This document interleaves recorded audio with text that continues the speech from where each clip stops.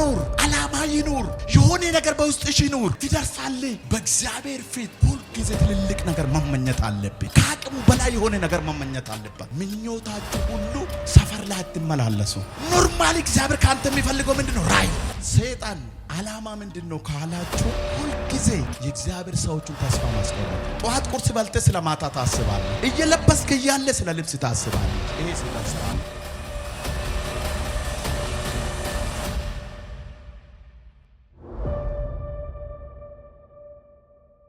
ዘጸአት ምዕራፍ 14 እስቲ አንብብልኝ ቁጥር 13 ሙሴም ለሕዝቡ አትፍሩ፣ ዛሬ የምታዩዋቸውን ግብፃውያንን ለዘላለም አታዩዋቸውምና ቁሙ፣ ዛሬ ለእናንተ የማደርጋትን የእግዚአብሔርን ማዳን እዩ።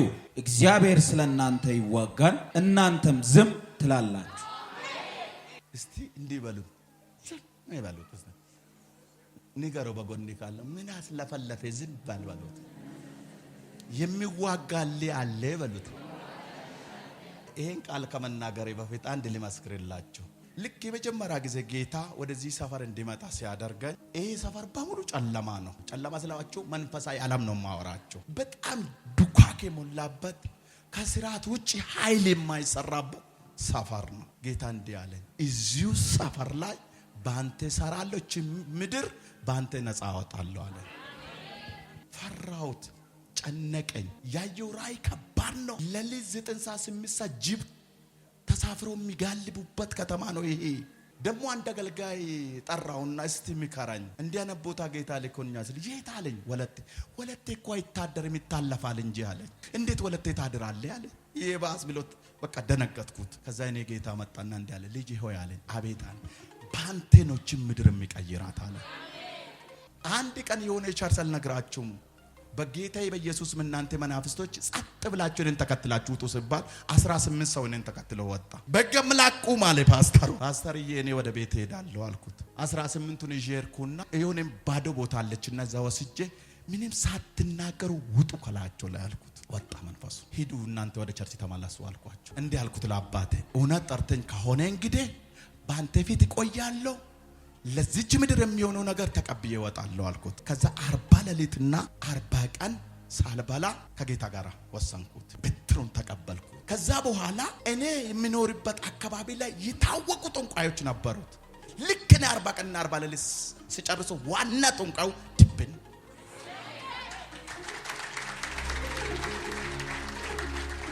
እየለፈለፈ እዚህ ሰፈር የገባ እሳት የለበሰ አንድ ሰው አለ፣ እባካችሁ ከዚህ ሰፈር ወቅታችሁ ወይ ተኩሳችሁበት አባሩ እያለ ሞተ። ከዛ በላይኛ በኩልም ተገነደሰ፣ በወንዝ በኩልም ተመታ፣ ከኋላም ተመታ። አባቴ እንዲህ አለ፣ ጀምራለሁ ስራዬን አለ። ከዛ አንድ ቀን 8 ሰዓት ውጣና ወደ ሐራር ዳቦ ሂድ አለን። ሲሄድ አንድ ሰውዬ አህያ ላይ ተቀምጦ ከላይ ለብሶ የለበሰ ነጭ ልብስ ነው፣ ኮፍያው ነጭ ነው። አህያ ላይ ተቀምጦ እንዲህ እያለ ይሄዳል። በለው ምታለኝ በኢየሱስ ስም ስለ አህያም የለችም ሰውዬም የለም። ከዛ ምን ተጀመረ መሰላችሁ? ባገኛችሁበት ስፍራ ግደሉት የሚለው አዋጅ ወጣ። ከዛ እኔ ይፈልጉኛል። እነሱ እኔ ሲጠይቁኝ ኮርሳ የሚባል ታውቃለህ ሲባል ወደ ታች አልፈዋል እላለሁ።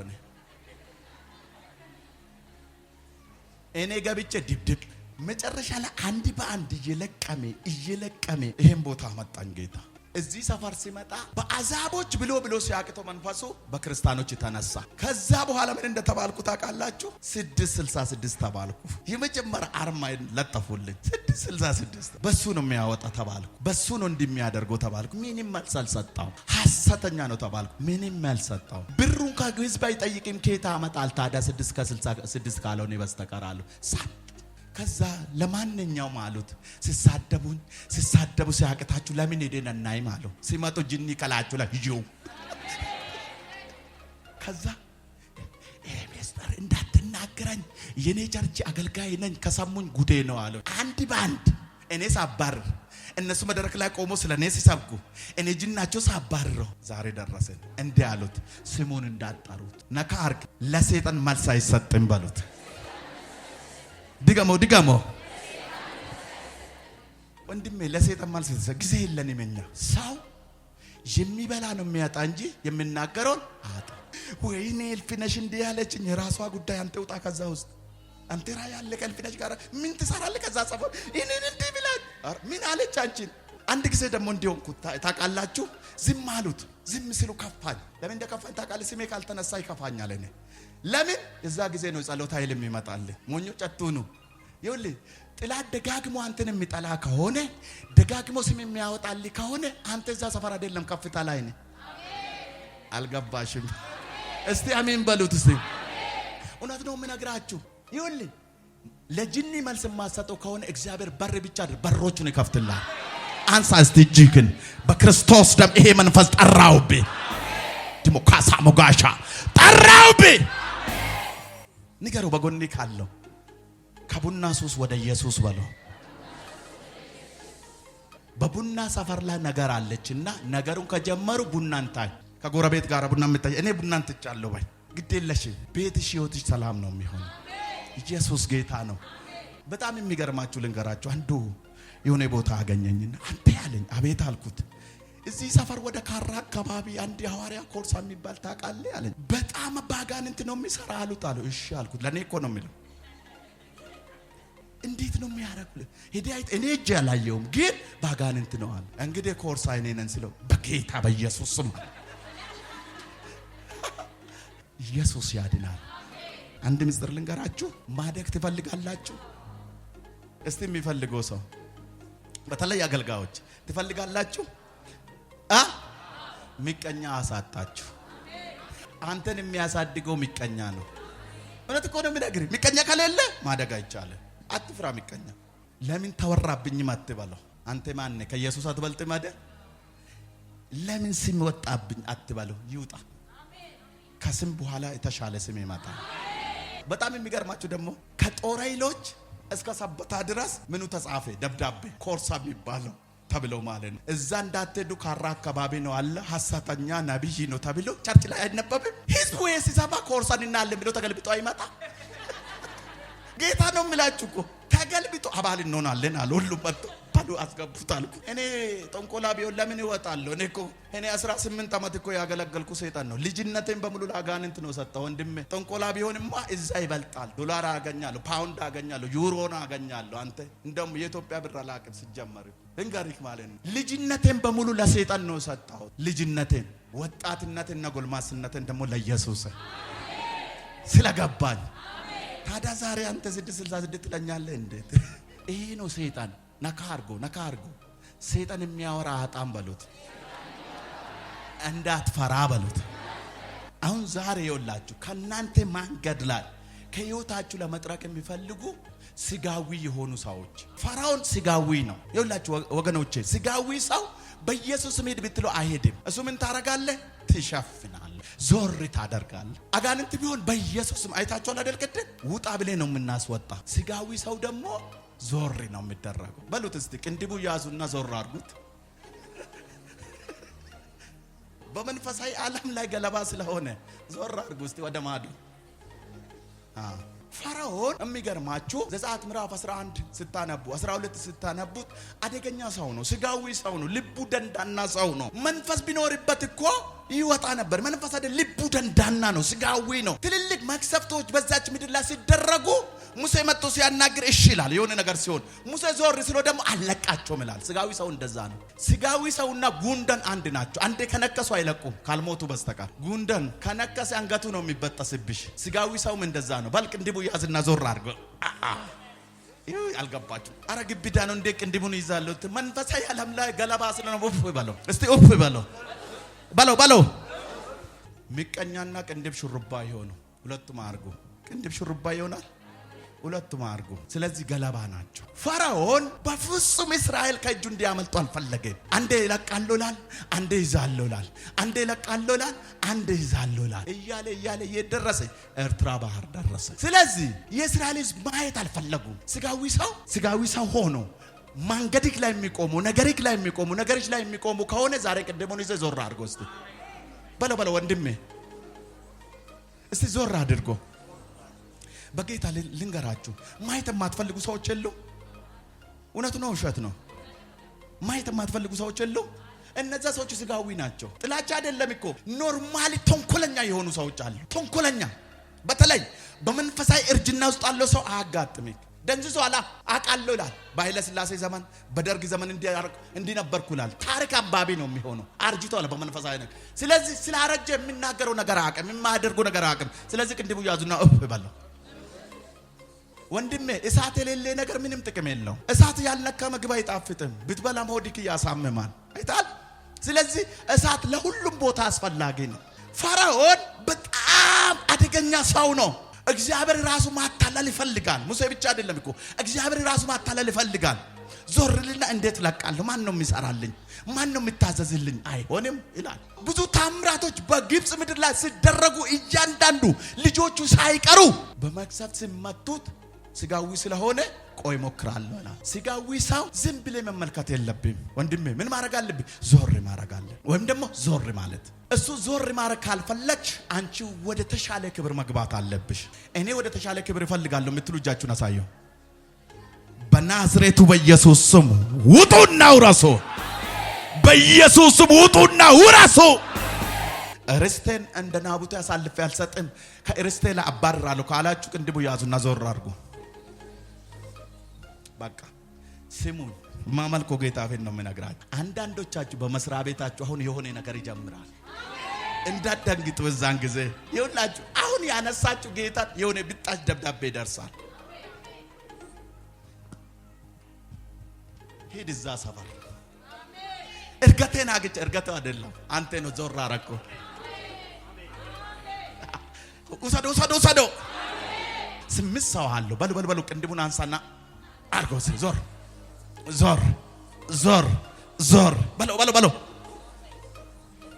ምን አረጋችሁ? ዞር አረጋችሁ። ስለዚህ ቅንድብና ጉቶ አንድ ናቸው። ማደግ አይችሉም። ዞር ነው የምታረገው። ፈርዖን በጣም አስቸጋሪ ሰው ስለነበረ መጥፋት አለበት። ዞር ማለት አለበት። እንኳን ለእስራኤል ሕዝብ አይደለም እኮ ለግብጽ ሕዝብ አልሆነም። ሰውዬ ጨካኝ ስለሆነ ገዳይ ነው። በመጨረሻ ሰዓት የሚገርማችሁ እግዚአብሔር መጣ። እስራኤል በተጨነቀ እስራኤል አቤት አትፍሩ። ዛሬ ያያችሁን ግብፃኖች ለዘላለም አይኖቻችሁን ጨፍኑ። እስቲ ሁላችሁ ክፈቱው። ምንድነው ያደረኩት? ያየ ሰው ምን አረኩት? ያየኝ ሰው እጁ ወደ ላይ ከፍ አድርጎ ያሳየኝ። ምን አረኩት? አሁን ጎበዞች እጄን እንዲህ ነው አረኩት። አይታችኋል? አላያችሁም አይደል? ልናገር በጌታ በኢየሱስ ስም እንዱ ጥላቶቻችሁ ከማንገዳችሁ ላይ ዞር ይበሉ። እንዳታዩት ከማንገዳችሁ ላይ ዞር ይበሉ። በኢየሱስ ስም የጥላቶቻችሁ ቋንቋ ይቀበላለክ። በኢየሱስ ስም ዞር አረኩ። አንዳንዶቹ እምቢ ያሉ ደግሞ እንደ ፈርዖን ይዋጣሉ። እስራኤልን አሻገረና ፈርዖን አገኘው ብለው ግብት ስሎ የኔ አባት መጣና ዝግት እጅክን እንዲህ በለው። እምቢ ካልክ ትሄዳለህ በሉት። ታግሻለሁ በሉት። አሁን አልችልም በሉት። በሉ እዚህ መስመር አንድ ሴጣ አለው። አልችልም አሁን በሉት። ዞር በል ከማንገዴ ላይ በል። የሆነ መንፈስ እያለፈ ነው። ዞር በል ከማንገዴ ላይ፣ ዞር በል ከማንገዴ ላይ፣ ዞር በል ከማንገዴ ላይ፣ ዞር በል ከማንገዴ ላይ፣ ዞር በል ከማንገዴ ላይ፣ ዞር በል።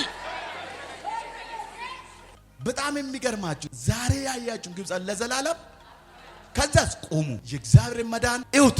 እግዚአብሔር ስለናንተ ይዋጋል።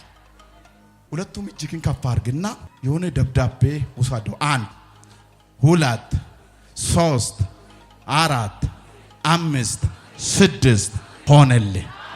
ደብዳቤ እንዲህ ነው። አንደኛ የከፍታ ደብዳቤ፣ ሁለተኛ ጥላትክን የሚሸኝበት፣ ሶስተኛ የሥራ በር ሲከፈት፣ አራተኛ የሆነ ባጀት ሲለቀቅ፣ አምስተኛ ሰላምክ ሲመለስ፣ ስድስተኛ የተወሰደብኝ ነገር ሲመለስ በኢየሱስ ስም አጸናውልሽ። ከዛስ ምን አለ? ቁሙ። እስቲ ቆማለሁ በሉት። ድገሙ እስቲ። የንጉሱ ቁጣ በተነሳበት ጊዜ ስፍራክን አትልቀቅ የሚባለው ለአንተ ነው። አንተ ወራሽ እንጂ ተወራሽ አይደለም። አይ መቆም አለብህ። ባለሽበት ስፍራ መቆም አለ። እንዴት? እስከ ፍጻሜ ድረስ። አረ ስድብ በዛ ይሆን፣ አሜት በዛ ይሆን፣ ዱላ በዛ ይሆን፣ መጨረሻ ላይ እግዚአብሔር ምን ያደርጋል? ዞር እስቲ ዞር በሉት። ዞር በሉት። ዞር በሉት። እስቲ ራእይ አለኝ ዞር በል ከመንገድ ላይ በሉት።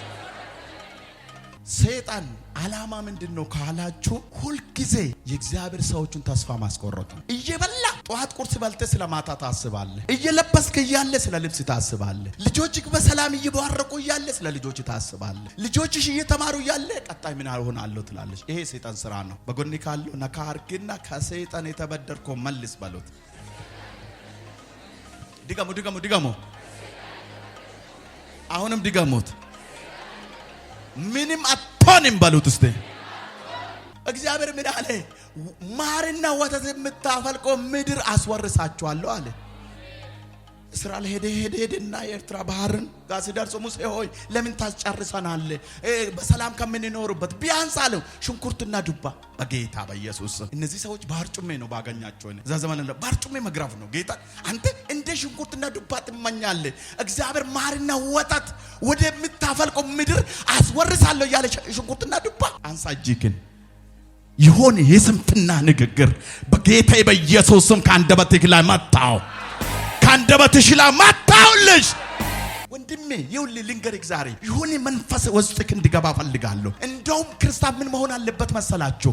በፍጹም ከአቅሙ በላይ የሆነ ነገር መመኘት አለበት። አንተ ባጃጅ ምን አስመኘ? አንተ ታው ባጃጁን ውጣና ምን አለበት እኔ ሄሊኮፕተር ነው የሚገዛ ይሄ አውሮፕላን ነው የሚገዛ ብትለው በስማም ይሄው የጴንጤ ፈኩራት ለኛል ስጋዊ ስለሆን ካመንክ ይሆንልሃል።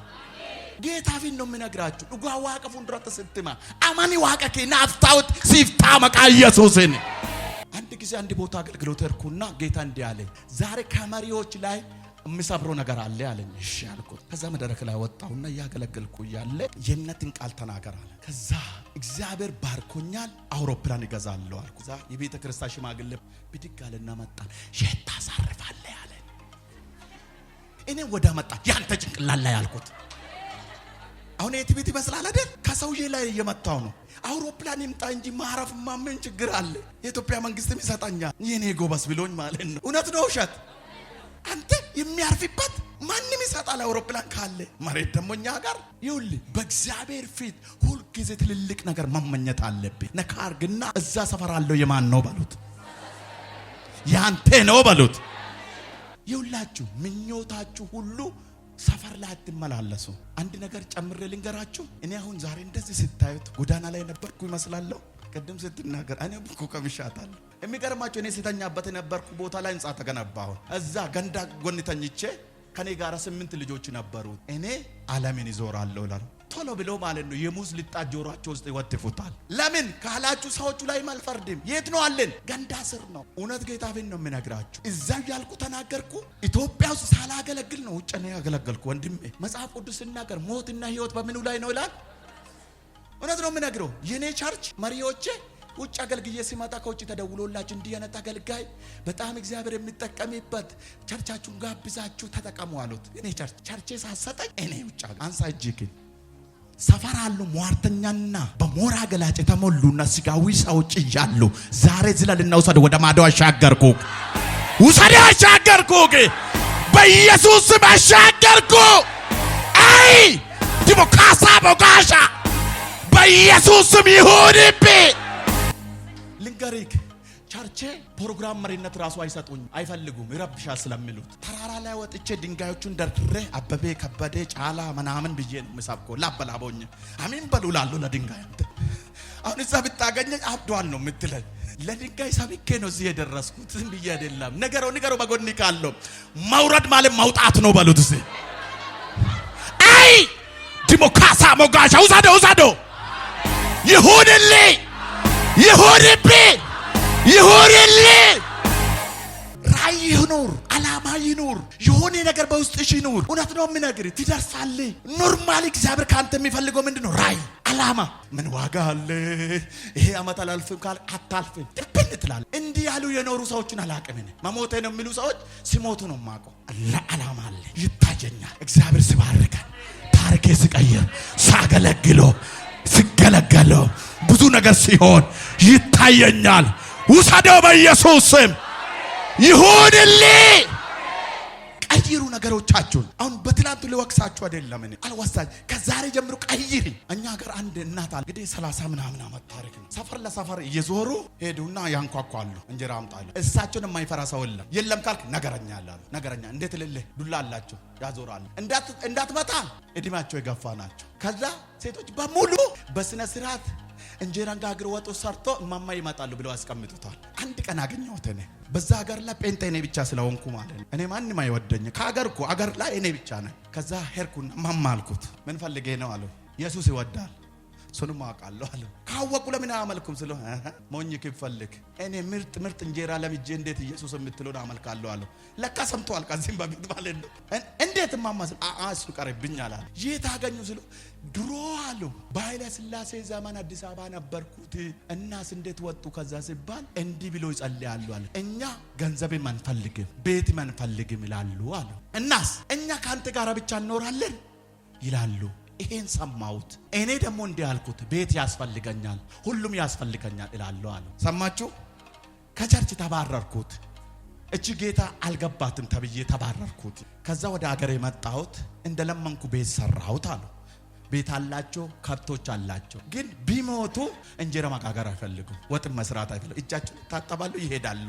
በጉልበታቸው ባልን ትክብ ብሎ ገብቶ መተኛት ብቻ ነው። አንሳ እጅህን ዛሬ ልንገርህ የጥላትህን ደጅ ትወርሳለህ። ሳትለፋ የሆነ በረከት ይለቀቅልሃል። በኢየሱስም ከጥላት መንጋጋ አስለቀቅኩልህ። ነገርሽ በኢየሱስም ይለቀቅ።